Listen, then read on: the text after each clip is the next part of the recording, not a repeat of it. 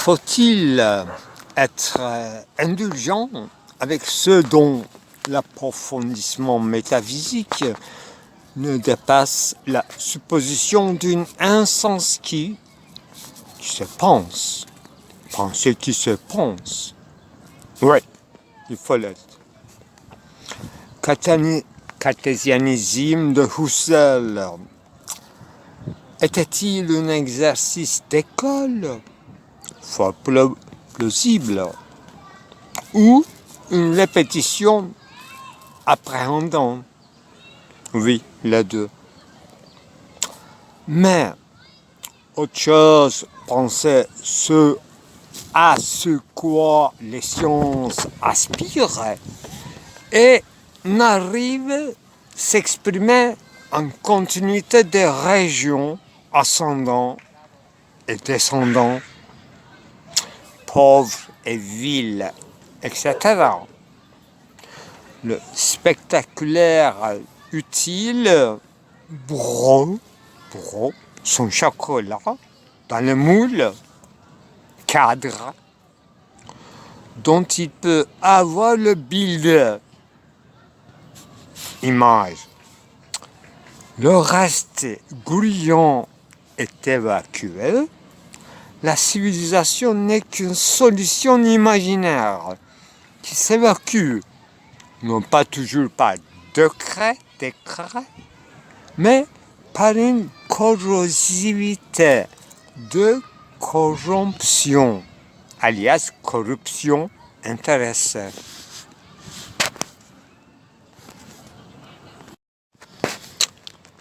Il a même été impossible des effets miroiriques avant le miroir.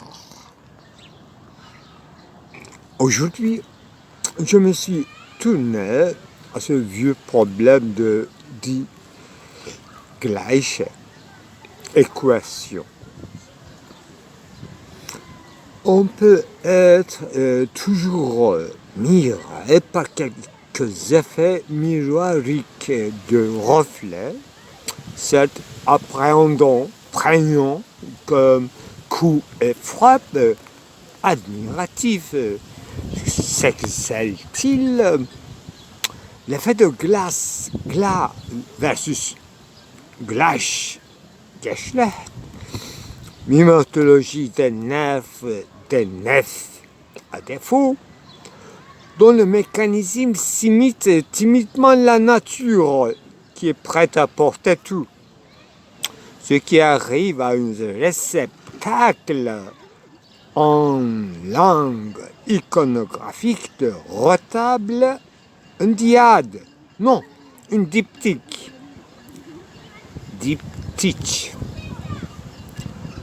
qui viendra de Touquet, et non pas de typos. Les deux est possible, typos et Touquet, c'est-à-dire toucher. La forme est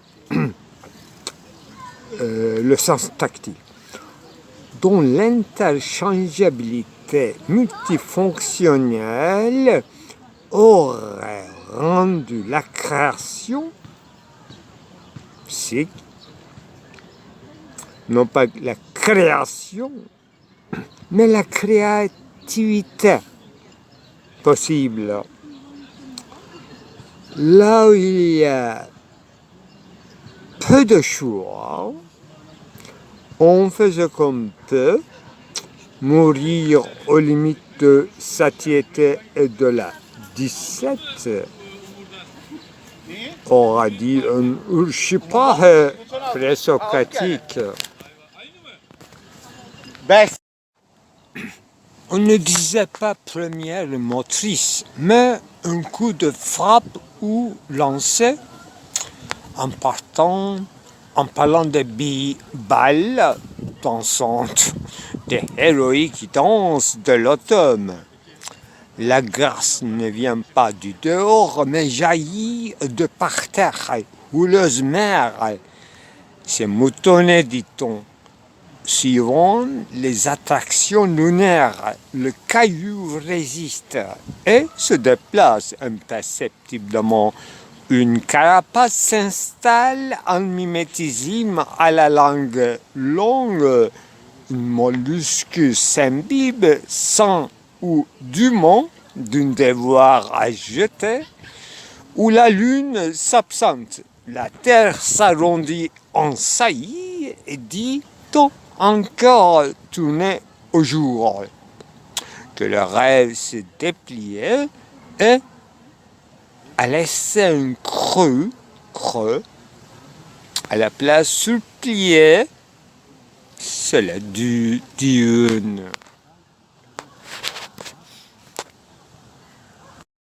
Passé le stade de mimétisme mythologique de curiosité, tout animal et plante retourne à une vie végétale, la plus sûre en gain, en gant et gentil. La végétation animale en aminoacides ne s'arrête jamais, même après la mort triste. Tout champ de pâturage d'une ontophagité en horizon phénoménologique se dissolve chez un stomat de carnivore, vorace et rapace. Tout poisson mange un autre poisson plus petit. Chez les ornithes, le chant, la queue, le bec, le gant, la couleur de plume et l'agilité se comptent. Les oiseaux dansent en se remplissant l'estomac des grains chants. Que tout animal a son concept, c'est faux. Ou un concept trop large pour le singulariser. Il faut dire tout animal est un concept. Et il faut jeter que mal bâti, mal fait, malfaisant, non-passage, aveugle, boiteux, etc. Donc les singularisations du concept dépendent d'une vue plus large. La providence, non pas d'une ouverture, le monde environnant, mais des accidents singuliers survenus. Le Holocauste, les incessants volubulus de l'existence et la présence proche de l'homme. Totem, l'homme totem, est une vraie horreur. Le cauchemar de chaque animal intelligent et qui adule le créateur ou la créature comme canne pour créer sans désir. Mais avec la chaleur différenciée, pas le climat. Providère de naissance des petits à survivre. C'est ça la providence, conçue par les animaux. L'homme totem n'est pas une animalière ni neutre, mais il est encore animal stupéfié par une vision éclair, le semblable, le beau, le charmant, le plus fort, le chétif, le malade. Aucune notion d'inceste n'existe. Et tuer et manger son semblable est érigé au rang de l'immortalité. Et par voie de succession de frappes, atteindre l'infini comme la nature qui se régénère. Le monde est le paradis même, où il faut s'exceller par exercice en abondance aveugle qui dit vie ou mort. Au prochain. Le soin, la vieillesse, la maladie et la blessure héroïque est à l'origine de ne plus manger son ami ni ses enfants, leurs enfants. Je veux ajouter une dernière chose qui a en apparence rien à voir, mais un témoignage direct, non pas oculaire, mais auditif, disons. Dans les cours, dans les séminaires de Jacques Derrida dans le boulevard Raspail, moi j'ai assisté très rarement, en l'écoutant, qu'il a un accent en français. Quand il était très ému pour expliquer et exemplifier hors texte son propos, il devenait tout de suite un arabe maghrébin ou un juif maghrébin. Je ne connais pas la différence entre les accents français, mais comme il dans les coins, dans l'épicier arabe du coin, il était ému pour pouvoir s'expliquer. Donc, il prenait tout de suite un accent arabe maghrébin. Je ne sais pas si les juifs aussi comme ça.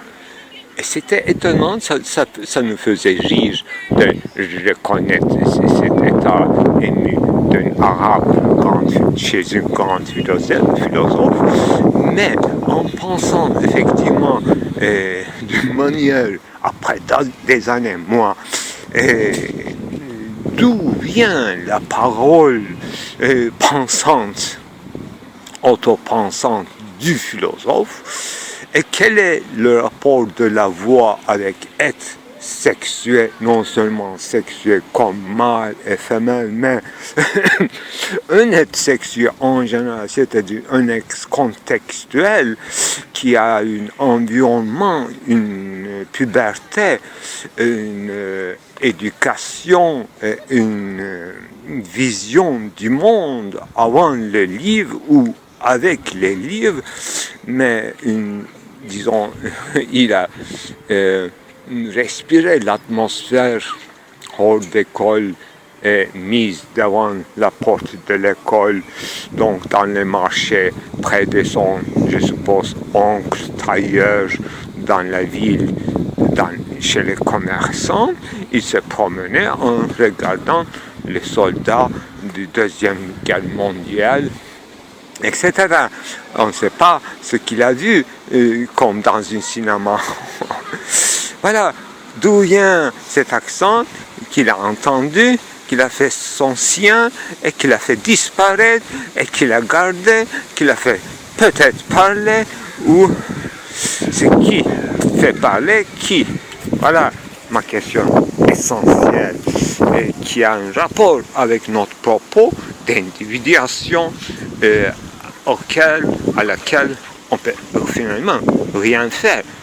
Même si c'est très étudié, il y a une autre individuation très inhérente qui reste peut-être provisoirement, disons, de l'ordre de l'inconscient. Voilà. Peut-être aussi longtemps que l'homme reste très éloigné de vivre, soit avec les restes des animaux, comme ils vivaient jusqu'à peu de temps, avec les cornes desséchées, avec les crânes des cerfs ou des dents des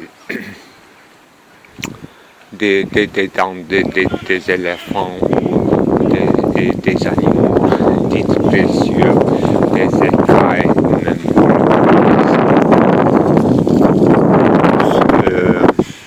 talismans ou je ne sais pas, polyfichets, et même les crânes de ses ancêtres, ne serait-ce qu'un morceau desséché. On sait à partir des Amérindiens qu'on pouvait faire des petite bourse pour le tabac, de certains morceaux, des pots, des sécheurs enlevés de l'ennemi, autant que je sache. On ne sait pas quelle est l'intimité de ce genre de rapport avec l'objet organique est devenu inanimé et gardé précieusement. Ça, on ne sait pas. Notre rapport à l'animal est changé.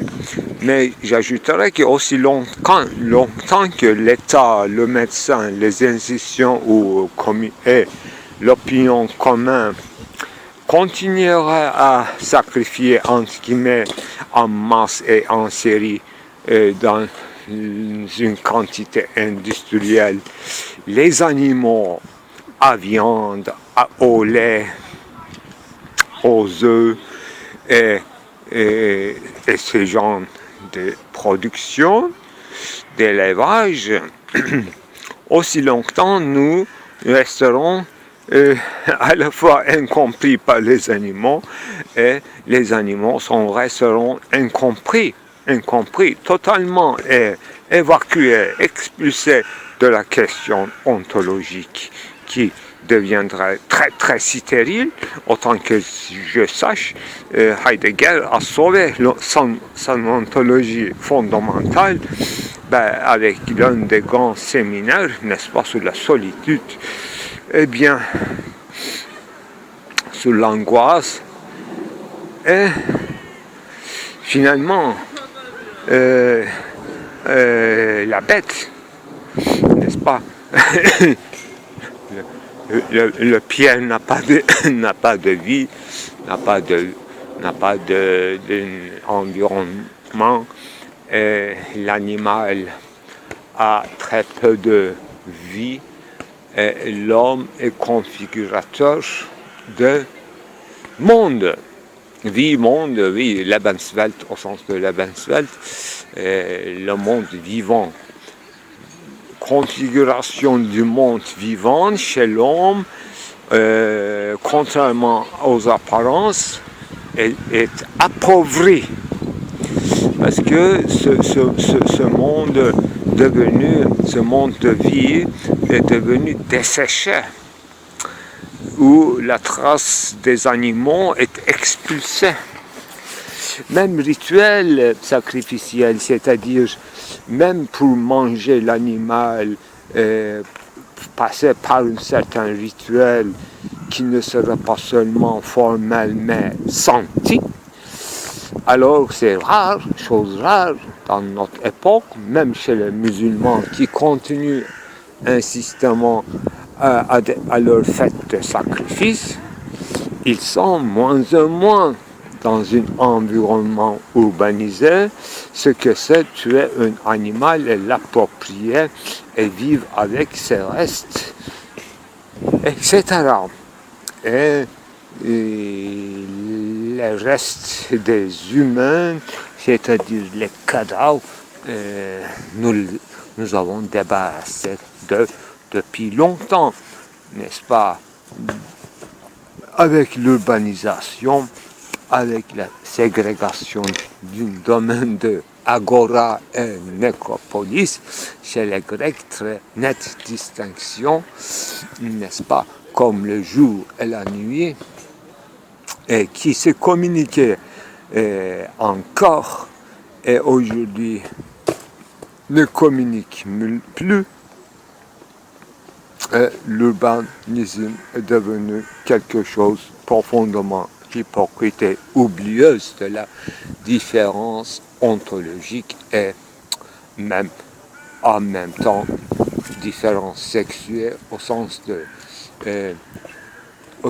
d'une alternance entre neutralité et être en chaleur sexuellement. Ça aussi, cette alternance très très peu pensée, et l'institution, l'opinion publique, les religions, etc.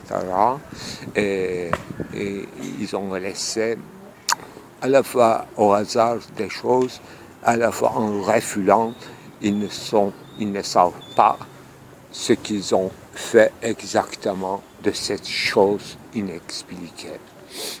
Pourtant, tout autour de cette distinction ou cadence, séquentialité, et espacement, temporalisation, retard, différé, et précipité, vers l'acte sexuel, s'éloigner, aller vers, revenir à, etc. N'est-ce pas? Aucun code civil n'en rend pas compte intensément. Quant aux enfants dits asexuels, pas encore sexuels, est-ce vrai? Il faut se demander au premier écrit de Freud, dont la première invention, c'est l'enfant d'abord sexuel. C'était déjà un scandale à l'époque. Aujourd'hui, c'est un triple scandale, parler d'un enfant sexuellement. Alors, on accordera que l'enfant, bien sûr, beaucoup moins sexué que nous, mais il n'est pas pour autant complètement inerte. Tout au contraire, il est beaucoup plus hors de soi qu'un adulte dans une effectivité qui dépasse l'adulte. Donc, dans une identité grouillante des images et des fétiches et des illusions, et peut-être que non, peut-être qu'il est complètement en âge libre dans l'élément de l'être, dans les éléments dits de l'eau, l'air. L'eau, l'air, la terre et le feu. Autant qu'il est inconscient, il est prêt à se confondre avec l'élément du feu, etc. L'éducation vient, sexuelle ou non, à empêcher, etc. Alors, dernier point, supplémentarité qui sera de l'ordre des cailles, crêtes de coq, des cornes ou des épidermes, pilosité de l'épiderme et la protection d'une toison, l'être toisonné, toison d'or, doré. Alors, on se demande cette supplémentarité qui est issue d'une vitalité, mais cette supplémentarité elle-même, est-ce qu'elle sera encore vivante? On sait que les animaux perdent un certain moment cette écaille en tant que non-vie. Non pas la mort, mais non-vie, donc ça devient insensible. L'organe le plus actif, disons, pénis de l'animal, ou ses cornes, là où tout entre en jeu dans une duel sexuel, soit en concurrence, soit en accouplement, ce sont des organes extrêmement agités et à la fois sensibles, à la fois insensibles parce qu'ils sont morts. Donc une certaine expérience qui est hors de soi et devient presque dans la proximité de la mort. Pour quoi? Pour les autres générations, pour une pulsion inconscience qui fait tourner la nature, instinct de reproduction qui affronte la mort, le risque de la mort, qui sera sublimé beaucoup plus tard par les éléments de sacrifice et d'actes héroïques. D'abord, c'est une propre de l'animal sexué, en plus en chaleur. Donc, sans penser, il entre dans l'élément de l'être le plus mystérieux pour en donner, s'il faut, de son identité, c'est-à-dire son être en tant que tel, et non pas en tant que genre. En tant qu'individu, il peut sacrifier pour que son genre, son espèce, soit survécu à ce duel. Voilà, il faut noter, il faut réfléchir tout ça ensemble maintenant. Je reste ouverte à toutes les hypothèses, mais le terme de pensée doit passer par toutes ces étapes. Donc à partir de cette analogie, qui n'est pas simplement une analogie externe je suppose, j'espère, entre l'ontologie fondamentale et cette chrétologie fondamentale mais sexuelle ou contextuelle, c'est-à-dire une certaine raison suffisante de l'individuation que l'ontologie fondamentale n'arrive pas à en rendre compte en critiquant Kant. Il propose un retour que là où les vaches seraient encore grises, donc un certain effacement de la différence au profit d'une différence fondamentale qui est métaphysique, bien sûr. Pourquoi métaphysique? Parce que c'est insoluble, oui, radical, indémontrable, inexponible, et commencement de la philosophie comme soupçon, et commencement de toute religiosité aussi, comme soupçon d'une autre vie. Nous parlons peut-être des autres vies, des autres modes de vie, et sans pouvoir pour l'instant expliquer l'origine et commencement et la causalité, raison de se pousser vers la différenciation ou individuation. Et on peut en donner une réponse comme essai, parce qu'il y a des régions plus ou moins non uniformes de l'espace. Il y a un espacement, un rétrécissement, un plissement, justement des discontinuités dans l'espace. Dans l'espace au sens cosmique du terme, cette fois. Il y a des hypostases comme matière et des corps célestes. En plus de ça, dans notre globe terrestre, il y a un raffinement dans le même scala, je dirais que dans une scala dans un angle très étroite du vivable, il y a beaucoup de régions différenciées.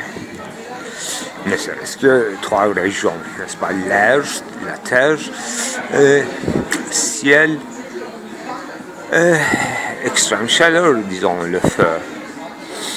Et c'est pour ça, ça existe dans les autres planètes aussi, mais pas dans la même, disons, composition et des complications. Il y en a plus compliqué que l'autre, mais pour nous c'est compliqué parce que le plus simple est pur hélium, pur azote. Pour nous c'est trop compliqué, mais finalement physiquement et chimiquement trop simple et pour nous invivable et pas suffisamment différencié, c'est-à-dire nous offre pas de régions de nous conserver et de mettre des barrières comme des climats, microclimats vivables et fertiles, fructueux. Et Heidegger en savait bien dans ses analyses des poètes allemands, n'est-ce pas? Je crois que Hölderlin disait qu'il faut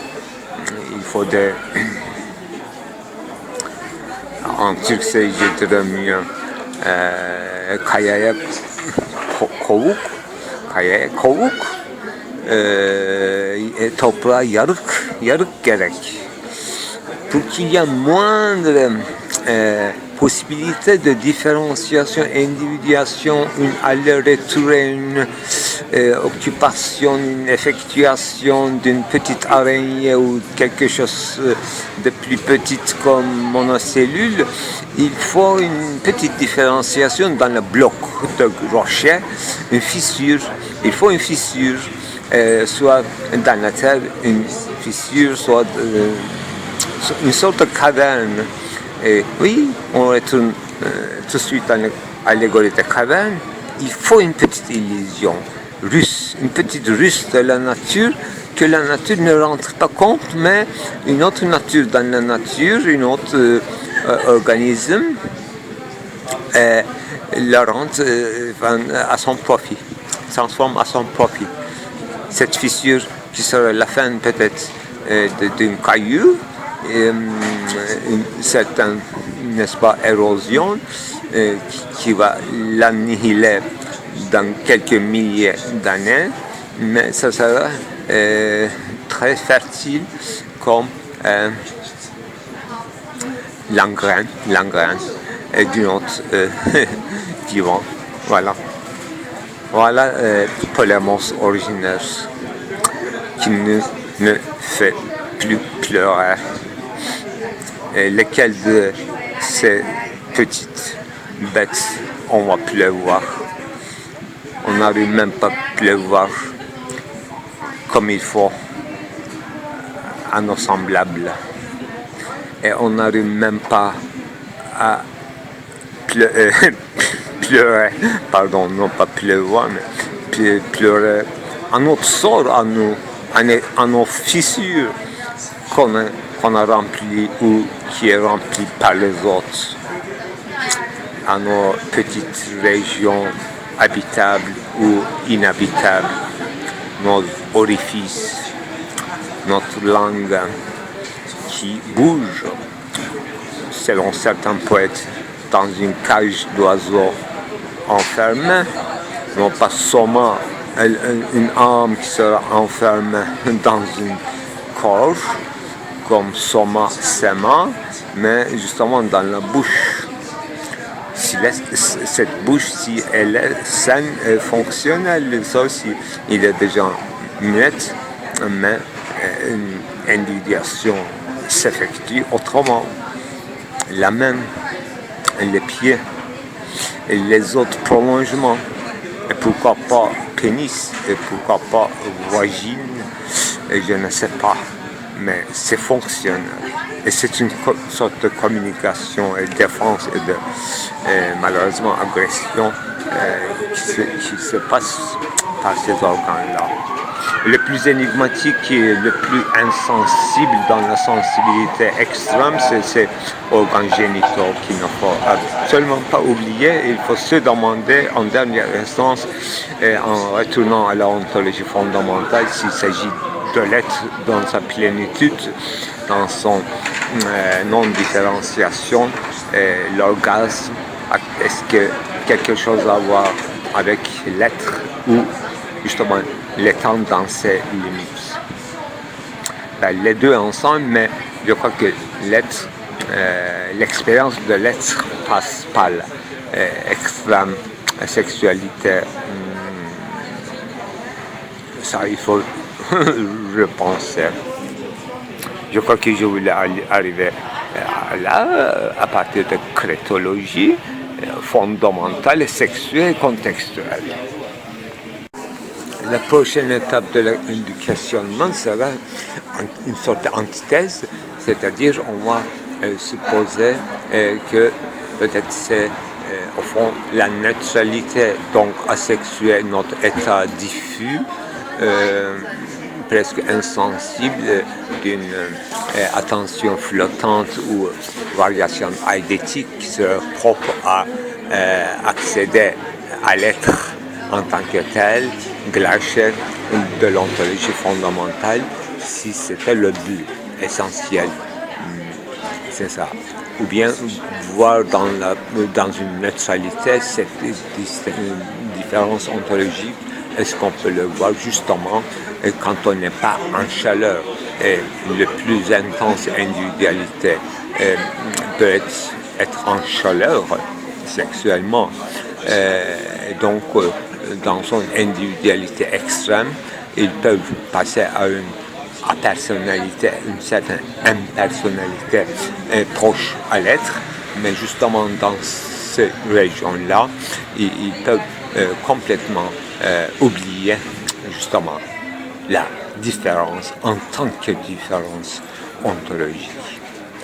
Accéder à l'être, c'est pas avoir conscience de la différence ontologique. La différence ontologique, c'est quelque chose entre deux. Je suis indécis pour l'instant. Neutralité ou être en chaleur qui va en rendre compte, s'il faut en rendre compte. Oui, une drôle d'écriture qui se dessine dans ma tête quand je pose une question essentielle qui est apparue d'un côté latéral qui était toujours essentiel, reconnu par moi en tant que tel, question principale de l'ontologie, bien avant Heidegger, avant de simplifier entre une sorte de dichotomie raffinée entre être et étant. Donc la différence ontologique ne se résume pas à ces mots, bien que richement développés en allemand. Mais quand on traduit et simplifie, c'est assez pauvre quand même. Il faut aller des autres régions du langage, justement, sens propre et sens figuré. Cette dichotomie, vous allez dire qu'il s'agit non pas de l'ontologie, mais d'une sorte d'approche épistémologique à l'être. Oui, en apparence, oui. Mais y a-t-il une autre solution d'approcher à l'être au-delà de l'instance du langage et essayer de trouver un langage adéquat ou par bien. Voilà. Mais voilà, une partie de la question, c'est ça.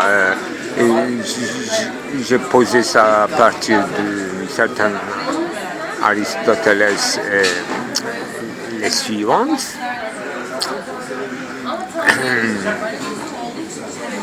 Comment dirais-je, dans l'ontologie dite classique, pour moi c'est dogmatique.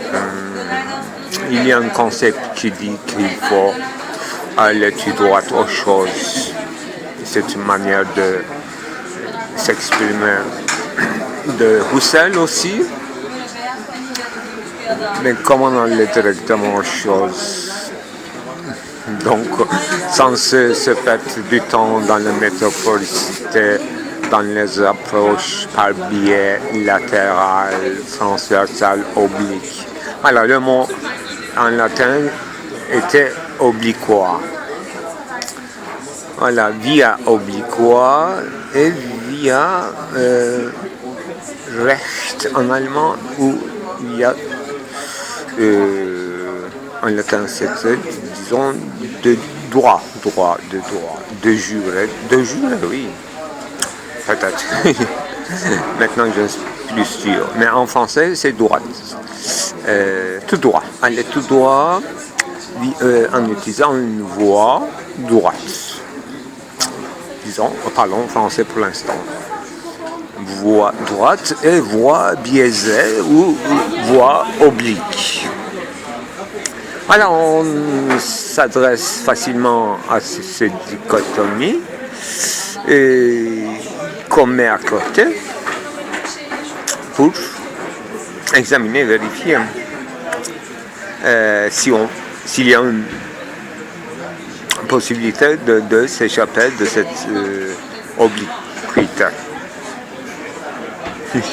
J'allais dire ubiquitaire. On n'est pas des êtres qui ont une don ubiquitaire, donc peut-être que l'ontologie fondamentale ou bien ontos en tant que tel nous est fermée, et justement parce que nous avons des êtres monadiques ou qui ne voient que par le biais d'une certaine connaissance déjà connue, devenue déjà langagier ou catégorisée dans l'entendement, disons dans le meilleur des cas, dans le terme ou méthodologie de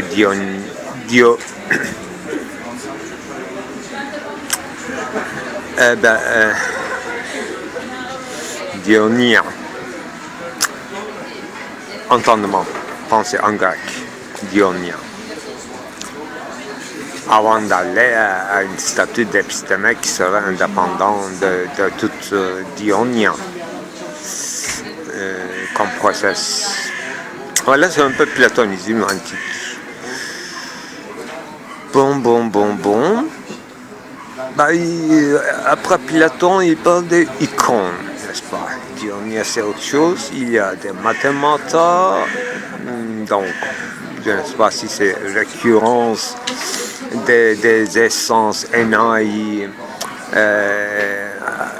qu'on rencontre chaque fois à partir de Dionia, et on découpe les régions, soit larges, horizontales, soit des petites portions de régions d'êtres et qui partagent plusieurs mots comme synonymes, parfois homonymes, mais qui ne se mélangent pas chaque fois, c'est-à-dire que c'est pas obligatoire qu'on ait un mot qu'il y aura une région ontologique uniquement appartenant à ce mot. Non, c'est plus large, donc chez Aristote, avec cette distinction de homonymie, synonyme et homonyme. Il y a plusieurs façons de parler de l'être. C'est ça la largesse extraordinaire et possibilité ouverte par cette phrase d'Aristote qui, à mon avis, affirme aussi plusieurs points chez Platon, mais Platon est un peu plus disons porté sur l'épistémé, mais il n'arrive pas à atteindre. Donc il voyage dans la dialectique, dans sa voie dialectique, et forcément dans les doxas, plus ou moins orthodoxa. Qu'est-ce que ça veut dire orthodoxe? C'est comme par hasard qu'on tombe là-dessus. Donc c'est un peu par les moyens qu'on a sous la main, c'est-à-dire des mots ou par la voie dialectique qu'on a passée aujourd'hui, par le don de chronos et des amis et des contextes, que la discussion d'aujourd'hui est arrivée à ce point. Et puis les discussions d'hier et avant-hier s'est éclairé et tous ces mots déjà étaient analysés, isolés, mettre à côté et devenus actifs et en travail, donc en montrant avec leur montage, ne serait-ce que par le biais des choses, une région d'être serait finalement attrapée et cernée par nous. Voilà, leur rencontre est orthodoxe, à mon avis. Platon ne parle pas rarement comme ça. Il dit que orthodoxe, ça appartient à des grands hommes qui n'ont pas d'éducation ni d'exercice forcément, mais eux, par naissance, ils peuvent arriver à ça. C'est un résumé qui a donné très mauvais héritage à l'histoire de la philosophie et aux sciences dites sociales et à Koine moderne. Toute 19e banalité du 19e siècle, c'est ça. la distinction d'inné et de... Ça, c'est pour embrouiller le chemin. C'est pour ne pas répondre à la question en disant inné, nous avons des idées innées, eh bien, par métexène ou par une participation, nous avons une région découpée de l'infini. Bon. Ça, ce sont des questions, ce sont des réponses soi-disant philosophiques à des questions qui ne sont pas philosophiques, mais de l'ordre théologique. Il y a toujours un ventrologue qui pose des questions, un ventrologue qui entre dans le trip, un prêtre, un seigneur qui pose des questions, et sans être présent en plus. On n'a jamais véritablement vu dans un dialogue philosophique un inquisiteur catholique qui poserait des questions raisonnables. Mais il en a sûrement. Thomas d'Aquin, par exemple. Je ne connais pas tous, mais il faut voir Donus Scotus, dans Scott. Et les philosophes islamiques, à Vincent et tout. Bon, supposons que ces questions sont posées intelligemment par les théologues ou philosophie théologique. Disons, acceptons qu'il y a une philosophie théologique. Mais les réponses sont blessées alors. C'est-à-dire qu'ils disent que voilà, monsieur, oui, on accepte ce que vous suggérez. Il y a une région qui vient directement de Dieu chez l'homme. Donc, si vous voulez, on peut s'exercer dans ce domaine, mais il n'y a rien à faire. Bon, un philosophe, il faut attendre les naturalistes pour poser des questions entre les continuités et la différence entre l'animal et l'homme. Donc, une sorte de retour à Aristote, penser âme, sans distinction de l'homme et l'animal d'abord, comme capacité d'une animation. Il faut insister de penser de cette animation, comment on est animé, comment on est parfois peu animé, parfois trop animé, et ça dépend de quoi. Voilà, à la fois l'individuation ontologique chez l'homme et chez les animaux, à la fois région de savoir et d'activité de réaction chez les animaux et chez l'humain, chez les certains humains dans certains cas, devient, à partir de ces genres d'analyse naturaliste, donc y compris Jean-Jacques Rousseau, mais sûrement Locke, Hume, avec une lumière de Scotch, lumière des Écossais, et puis avec Rousseau, ce qu'on avait oublié depuis Ibn Khaldun, et devient encore une méthodologie philosophique. Alors, d'abord, aujourd'hui, on parle d'une distinction en tant que telle. Bon, question de même mettre la chose en soi, aller directement aux choses, ou bien par le biais. Et on se disait que est-ce si facile que ça? On accepte que cette distinction soit de l'ordre de être et de l'être, ontologie fondamentale, mais on jette une suspicion sur la stabilité de cette distinction, parce qu'il y a une région que nous appelons animale, et dans les différents degrés Et d'intensité, c'est animé ou peu animé. Et comment animé, de quelle manière, actif ou seulement réactif, n'est-ce pas? Voilà. Maintenant, ces Bergson aussi est entré dans notre domaine, bien sûr. Il faut être d'une certaine façon psychologue aussi pour opérer dans ces domaines.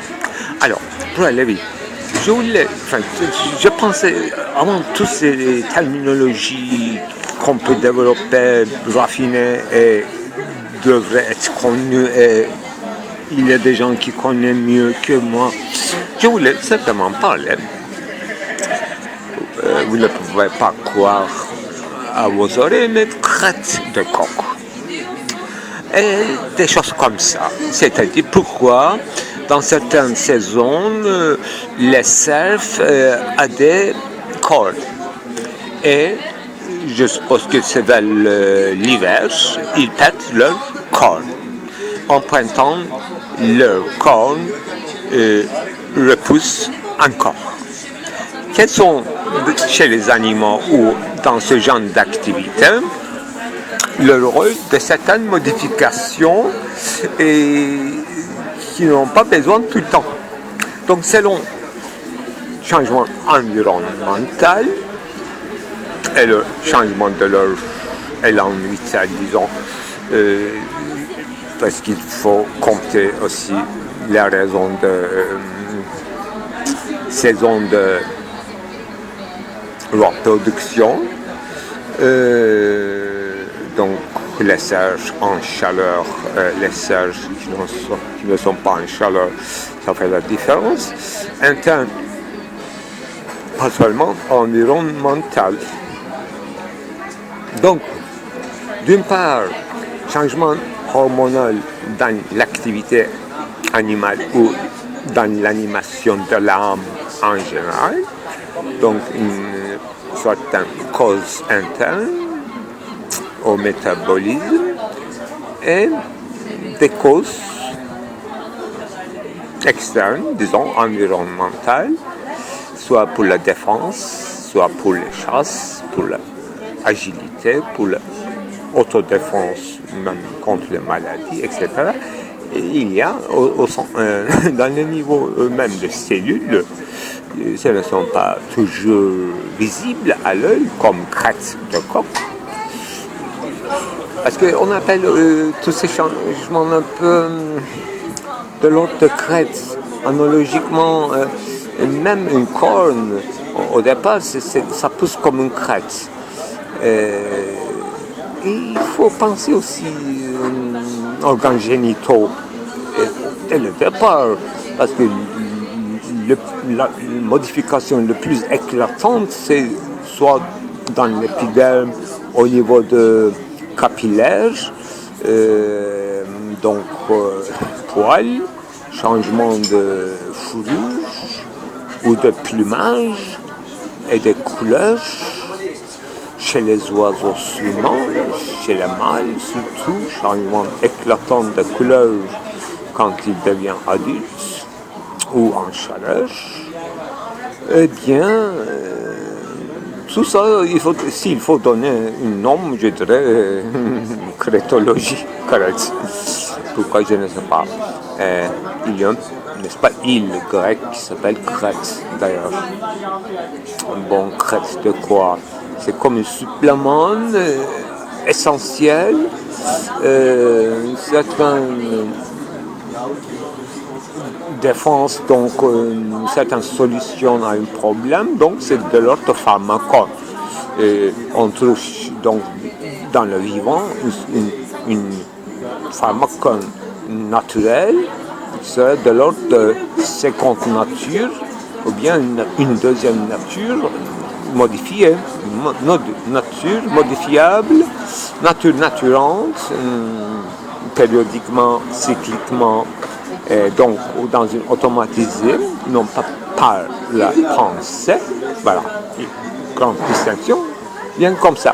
Donc chez les animaux, dans le monde animal et dans la nature humaine, dans le changement, modification des organes génitaux ou de eh bien, épiderme, capillaire, capilleux, donc changement de poils, toison, distribution de toison, région de toison, etc. Ça existe chez l'homme aussi, cette transformation involontaire, automatique, qui dépend des hormones, etc., qui a des effets sur l'âme et sur l'élargissement ou le rétrécissement de l'âme, et son ouverture, ses plis de l'âme. Voilà, là où il faut arriver, c'est ça. Comment on obtient cette individuation dans le pli de l'âme. Donc, quelle est la causalité, la rationalité des plis de l'âme?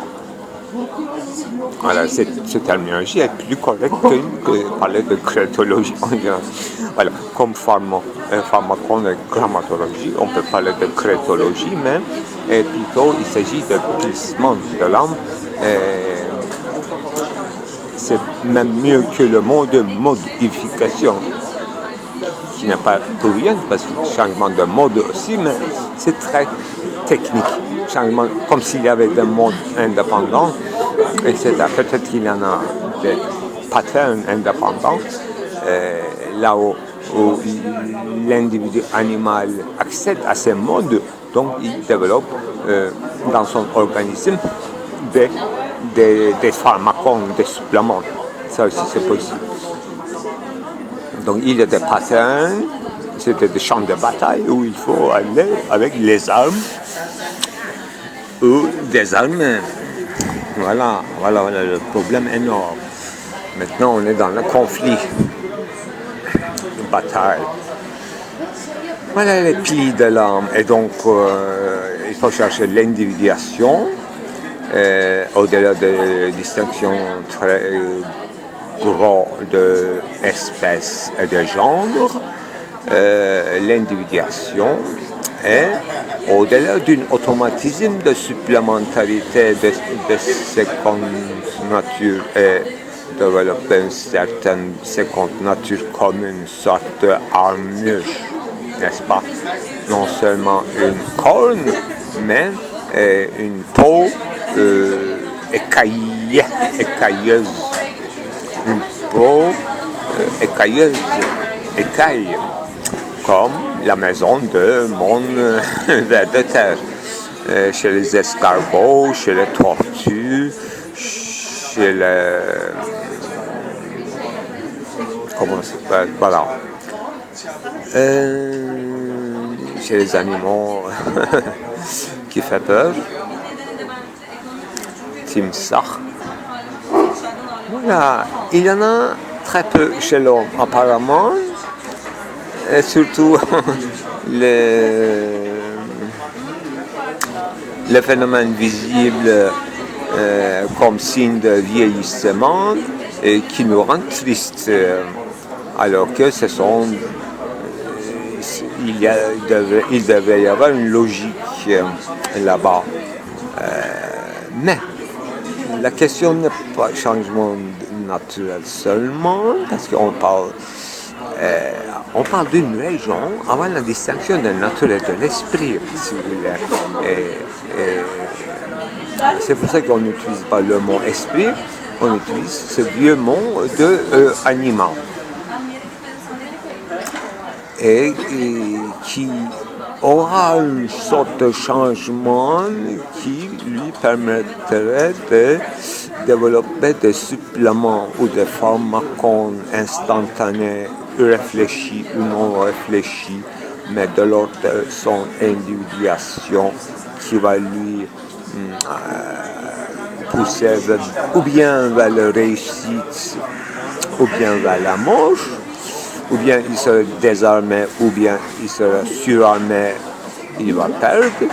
Donc il faut savoir aussi de se débarrasser, comme on se débarrasse des cornes chez les cerfs, de ce surarmement conceptuel. J'ajouterai de temps en temps, je me demande, de temps en temps, il faut se désarmer des concepts philosophiques pour voir les choses justement telles qu'ils sont. On est arrivé au départ gleich dans leur même état de leur processus. Voilà. Je crois qu'on devrait fermer le boucle pour l'instant. Et maintenant, il faut citer aussi Gertrude Stein qui nous a un peu caricaturisé cette distinction de nature humaine et esprit humain. Ce qu'elle dit, c'est vrai au sens métaphysique, mais cette incompréhension entre esprit humain et la nature humaine est une conséquence d'une chose et non pas par nature éternelle. C'est-à-dire que l'esprit humain ne croit pas à sa mort, mais il devrait y avoir une raison parce que la nature humaine, elle est très dedans de cette chose-là. C'est pour ça qu'elle ne connaît pas plus que l'esprit humain de la mort ou de la vie. Mais l'esprit humain a ce avantage peut-être de se rendre insensible à ce qui se passe dans la nature parce qu'il est du côté de crête de coq. L'esprit humain, je vous déclare, mesdames et messieurs, c'est une crête de coq qui entre dans le disciple de crétologie. Au revoir.